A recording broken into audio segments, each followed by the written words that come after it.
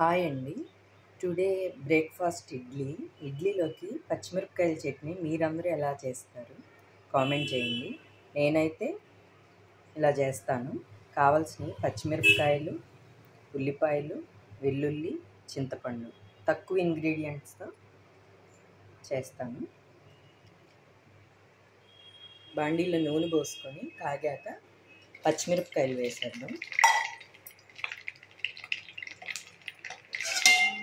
అవి పేలకుండా మూత పెట్టేసుకున్నాం. మధ్యలో మూత తీసి కలబెట్టుకున్నాను.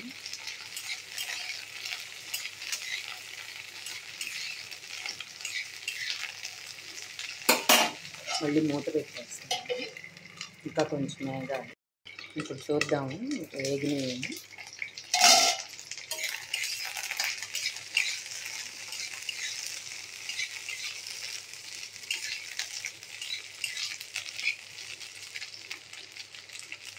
ఇంకొంచెం వేగాలి. మళ్ళీ మూత పెట్టేస్తాను. వేగినవేమో చూద్దాం. ఇంకా వేగినవండి. ఇప్పుడు ఆనియన్స్ వేసేసుకున్నాం.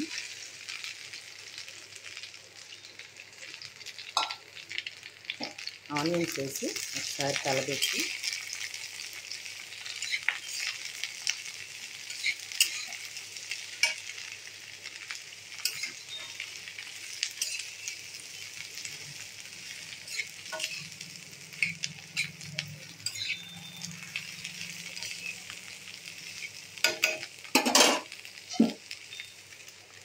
మూత పెట్టేద్దాం. మూత పెట్టి ఇంకా గ్యాస్ ఆఫ్ చేసుకోవచ్చు. ఆ వేడికి మగ్గిపోతాయి. ఒక 2 minutes అలా ఉంచి మనం ఇంకా నానబెట్టుకున్న చింతపండు, వెల్లుల్లి, ఉప్పు వేసి రన్ చేద్దాం. ఒక 5 minutes ఆగి మూత తీసి చూద్దాం. ఇట్లా లైట్గా మగ్గుంటాయి ఆనియన్స్.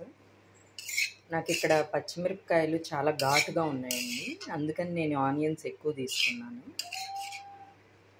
మీకు పచ్చిమిరపకాయలు ఘాటుని బట్టి ఆనియన్స్ తీసుకోండి.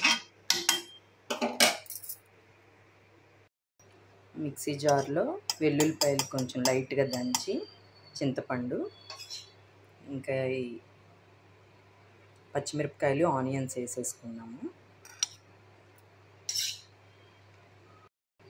సరిపడినంత ఉప్పు వేసి ఇప్పుడు మిక్సీ వేసేసుకున్నాము. లైట్గా కచ్చపచ్చగా 2 times అలా తిప్పుకోవాలి. నేను ఇక్కడ ఎక్కువ క్వాంటిటీలో చేస్తున్నాను, అందుకని 2 సార్లుగా వేసుకున్నాను. మనం మరీ మెత్తగా వేసుకుంటే అంత బాగోదు టేస్ట్.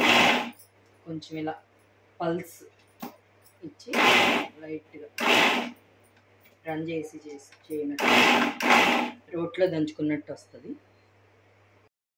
రన్ చేశాక చివరికి స్ట్రక్చర్ ఇలా ఉంటుందండి. ఇంకా ఇడ్లీ పెట్టుకొని కొంచెం ఈ పచ్చడి వేసుకొని నెయ్యి వేసుకొని తిన్నాం. ఇలా ఇడ్లీ పెట్టుకొని ఫ్రెష్గా ఇంట్లో చేసి నెయ్యి వేసుకొని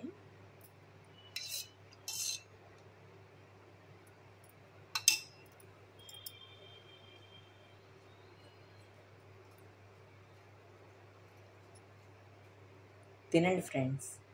చాలా బాగుంటుంది. ఇలా ట్రై చేయండి. మీకు నచ్చితే లైక్ చేయండి, షేర్ చేయండి, కామెంట్ చేయండి, సబ్స్క్రైబ్ చేయండి. బాయ్.